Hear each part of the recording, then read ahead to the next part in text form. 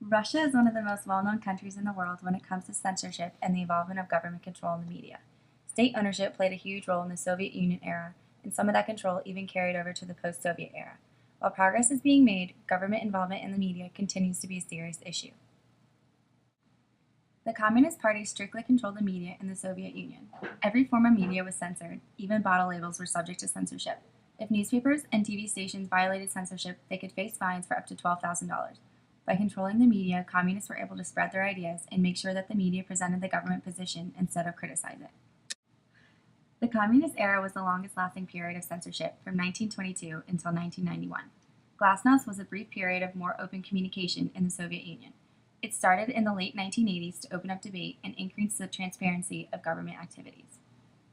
Opposition media in the Soviet Union consisted of individuals who engaged in illegal activity by reproducing censored materials and passing them from reader to reader. Today, even in the post-Soviet era, there is continued state control of the media. Almost all of the media outlets are at least partially owned by the state, including the three main radio and TV stations. NTV, a once privately owned TV station, is now under state-owned Gazprom. The three main federal TV channels cover 90% of Russian territory. RT, formerly Russia Today, is a government-funded TV news station that was started in 2005. There are currently 35,000 newspapers printed in Russia. Several of these papers were popular during the Soviet Union era. Many journalists were part of the Communist Party Union of Journalists during the Soviet Union era. Russian cinemas show 37 foreign movies weekly and only 9 national movies despite the government control. In 2006, there were only 67 films produced in Russia. ITAR-TASS, just called TASS during the Soviet Union era, is still state-owned. ITAR-TASS is one of the 4 biggest news agencies in the world. It delivers 350 to 650 new items daily. They also have the largest archive of photos in Russia. Internet use in Russia is growing, but only 39% of the population uses it, and only 15% use it daily. When it comes to having the most online users, Russia is ranked 5th out of all other countries. The internet is the least controlled form of media. However, users can still be prosecuted for posting critical information. They have multiple social media sites, including Facebook, Twitter, and VK. Facebook launched in January 2010 and has grown by more than 376%. More than 4.5 million people use it regularly. The Russian Interior Ministry recently started to monitor Russian sites for extremism. In 2011, 219 sites were monitored for this, and over half of those sites were warned, while others were blocked.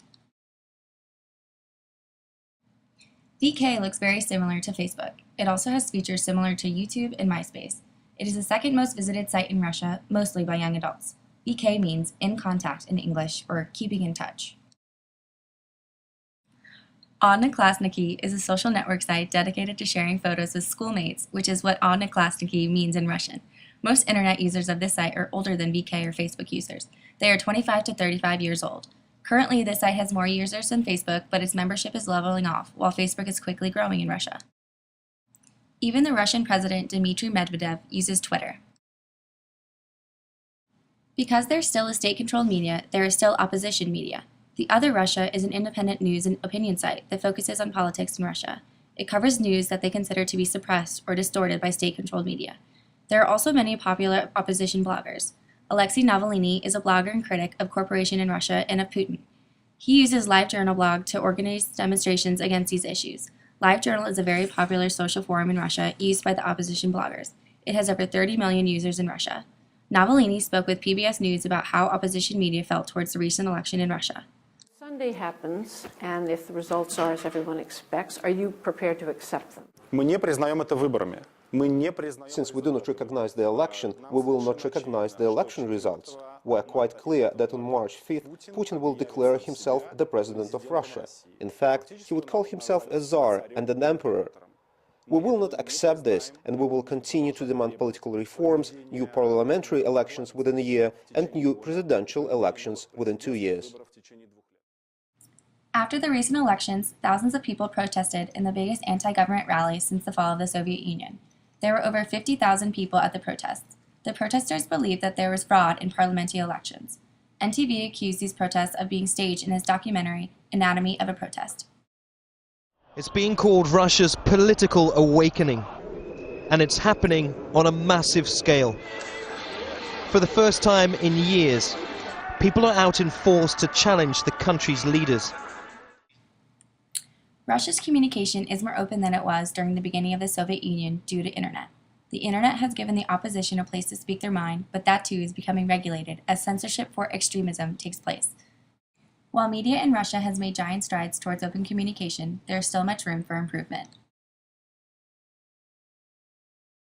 These sources were all used under the Fair Use Act for nonprofit educational purposes.